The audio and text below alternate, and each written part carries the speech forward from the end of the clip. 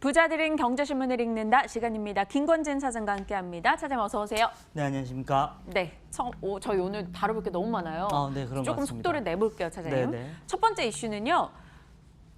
지긋지긋해요. 이거 제가 반도체로 희망 고문하지 마 이렇게 저의 이야기, 저의 생각을 꼽았는데요. 본인 이름 제일 크게 써놓고 싶어서 그런 거 아닐까, 설마? 네네. 제가 반도체를 찾아봤더니요. 네네네. 뭐 좋다는 의견들이 많아요. 네네. SK증권에서도 4분기 반전 기대된다. 현대차나 KTB에서도 백색 국가 제외 뭐 우리 괜찮아. 큰 악재 아니야. 이렇게 의견을 내놓고 있습니다.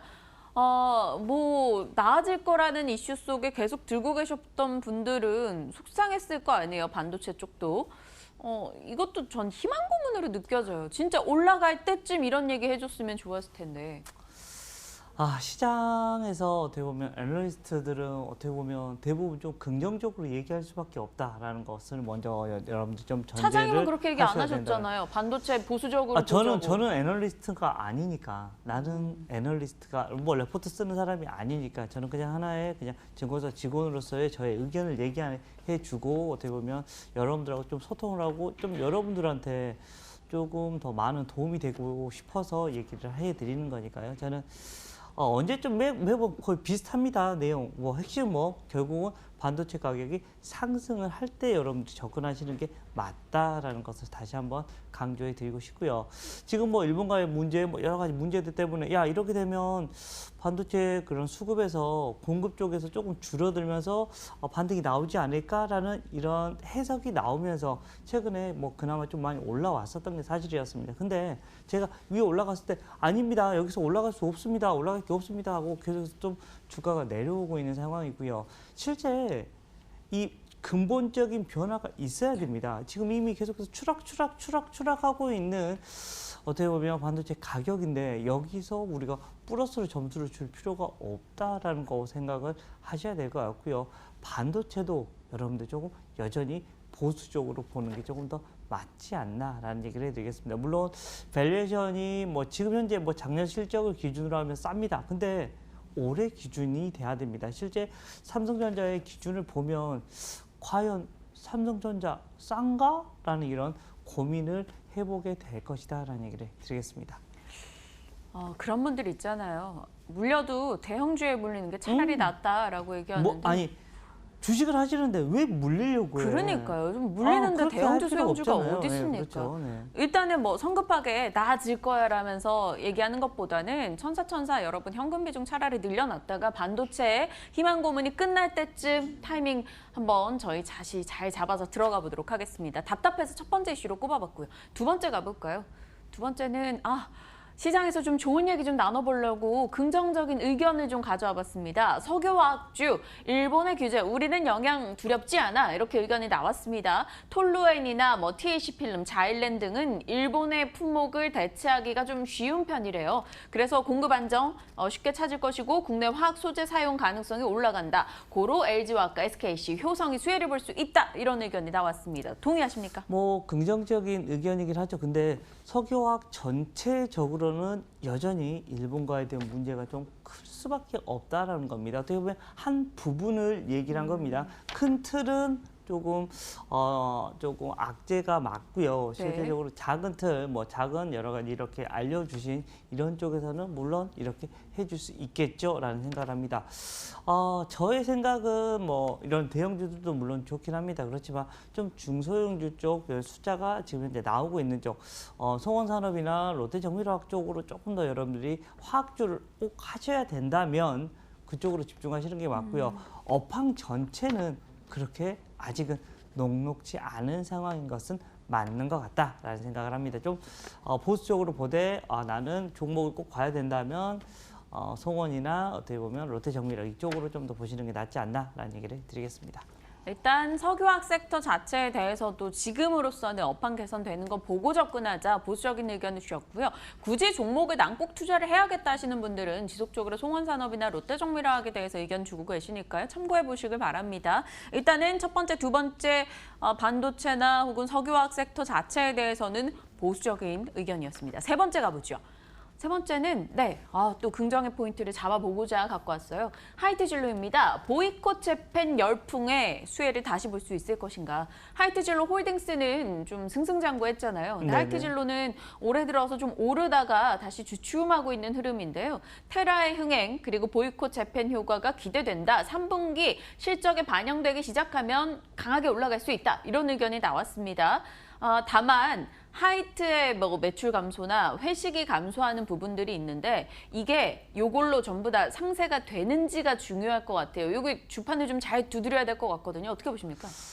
테라가 흐름이 좋긴 합니다. 확실히. 네. 정말 요즘에 맥주를 마시러 가면 대부분 이제는 다 테라를 그냥 주라고 하더라고요. 대놓고 저도 그냥 느꼈어요. 그렇게 되고 있는데 실제로 하이트 진로에 물론 이제 긍정적인 것은 맞죠. 실제로 일본 맥주 우리 먹지 말자라는 이런 분위기가 사회에 지금 현재 인식이 되고 있고 유일하게 지금 현재 시장에서 살아있는 테마는 애국 테마밖에 없습니다. 오늘도 플러스 나는 종목들 대부분 다 맞아요. 애국 테마밖에 신성통상. 없다라는 생각을 할 수 있습니다.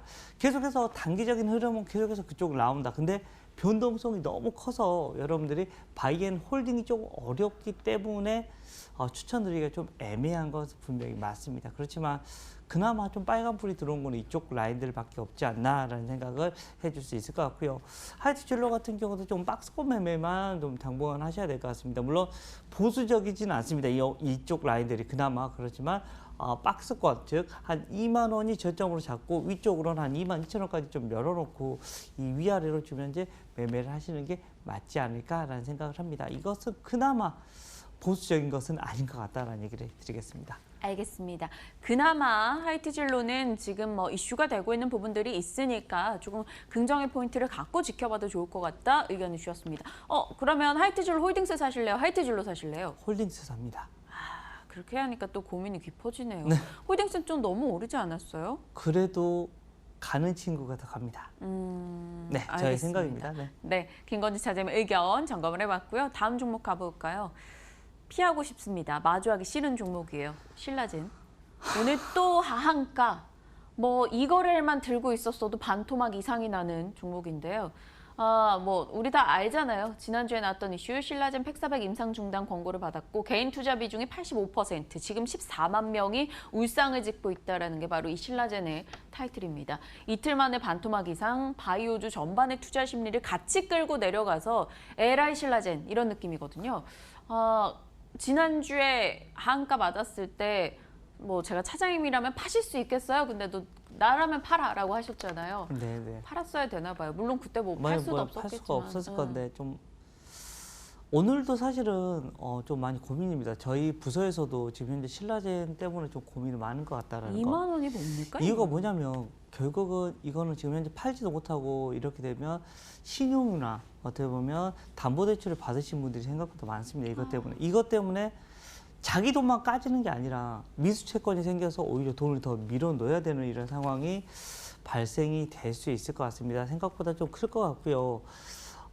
반대 매매가 나오기 시작하겠죠. 이렇게 되면 내일 풀리더라도 다 반대 매매로 나가버릴 겁니다. 이렇게 되면 개인들의 조금 좀 많이 안타까운 상황이 벌어질 수밖에 없는 것 같다라는 거. 최근에 계속해서 바이오 쪽 안 될 것 같다. 당분간은 바이오 쪽 보지 말자. 계속해서 얘기를 드렸던 것 같습니다. 지금 현재 분위기가 그렇습니다.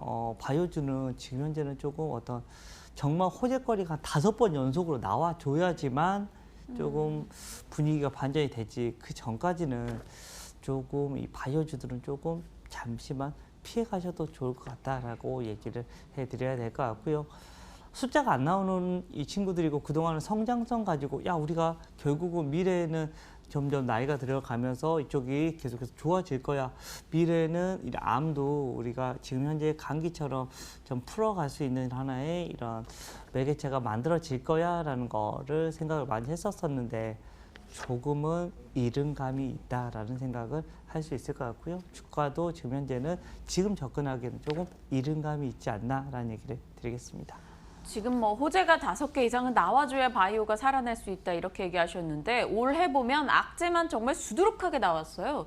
올해 악재를 모았어요. 삼성바이오로직스, 회계부정 검찰 조사부터 코롱 인보사, 한미약품의 기술 수출 반환, H1B, 보톡스, 신라젠까지 쏟아지는 악재였습니다.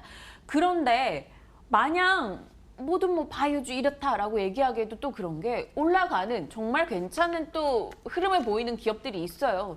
요즘에 대표적인 게 메지온이잖아요. 네네네. 유대나필에 대한 기대감이 올라가면서 하나투자증권에서는 목표 주가를 19만 원까지 잡았더라고요. 이런 종목에 대해서는 의견 어떻게 주세요?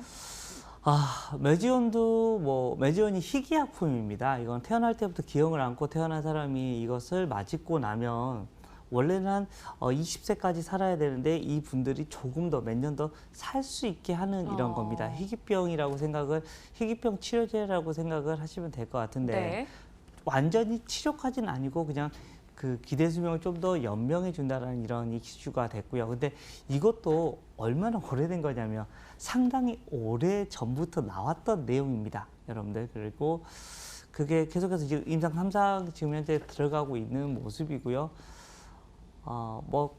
지금 현재까지는 분명히 좋은 모습인 것 같긴 합니다. 근데 저는 지금 현재 심리로는 이게 얼마나 더 치고 갈 수 있을까라는 이런 고민은 합니다. 실제 오늘도 좋은 뉴스가 나온 것 같더라고. 오늘도 레포트도 괜찮게 나오고 있는 것 같고. 그런데 주가를 보시면 오늘도 마이너스입니다. 어제는 하루짜리 쭉 올라가는 모습이 나왔는데 이게 연속성이 있는 게 아니라 그냥 하루짜리라고 생각을 하셔야 될 것 같고요. 좀 당분간은 여전히 조금 천천히 보시는 거에 맞지 않나라는 생각을 해봅니다. 그나마 이놈은 괜찮긴 한 것 같은데 대다수의 사람들 지금 현재 심리는 그렇게 썩 이렇게 얘기를 해드려야 될 것 같습니다. 가지고 있는 힘이 분명히 있고 그동안 이 이슈가 꾸준하게 제기되었다가 이제 빛을 보고 있는 메지온인데 전체적인 바이오 업황의 심리로 놓고 봤을 때는 지금 자리에서 더 밀고 올라갈 수 있을지에 대해서는 좀 의문이 있다 이렇게 의견을 주셨습니다. 반도체, 석유화학, 바이오 지금 별로다라고 답변 주셨고요. 그나마 좀 괜찮게 오늘 의견 주신 게 하이티진로나 하이티진로 홀딩스. 결국에는 애국 테마만 가고 있는 시장이다 보니까 좀 짧은 매매로 그들 종목에 대응하는 게 그나마 나을 것 같다. 의견 정리해 보도록 하겠습니다. 자, 김건진 차장과 오늘 또 다양한 이슈들 점검을 해봤고요. 부자들은 경제신문을 읽는다였습니다.